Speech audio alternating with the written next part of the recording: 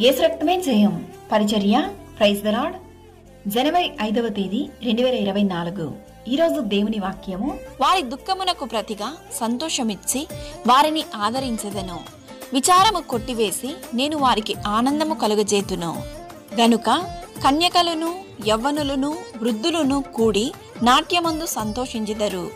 యిర్మీయా గ్రంథము 31వ అధ్యాయం 13వ వాక్యము.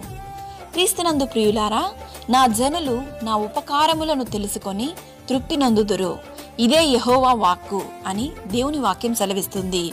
ఈ వాక్యం వింటున్న ప్రియమైన వారులారా, మనుషులు పైరూపాన్ని చూస్తారు, కానీ ఆ దేవదేవుడు మన హృదయ అంతరంగాన్ని ఎరిగి ఉన్నాడు. నీవు చెందుతున్న వేదన, దుఃఖము నీ చుట్టూ ఉన్న వారికి తెలియకపోవచ్చు. నీ వేదనను ఎరిగి ఉన్న దేవుడు నీ దుఃఖాన్ని నాట్యముగా మార్చును. నీ దుఃఖమునకు ప్రతిగా సంతోషమిచ్చి మిమ్మును ఆదరించును. కావున మీరు పట్టుదలతో చేసిన ప్రతి ప్రార్థన ఖచ్చితంగా విజయాన్నిస్తుంది. ఈ దినాన దేవుడు మీకు వాగ్దానం ఇస్తున్నాడు, మీ విచారమును కొట్టివేసి మీకు ఆనందమును కలుగజేస్తును అని. అట్టి సంతోషాన్ని, ఆనందాన్ని దేవుని సన్నిధిలో నుండి పొందుకుని కృపను దేవుడు మనందరికీ దయచేయును గాక. ఆమెన్. God bless you.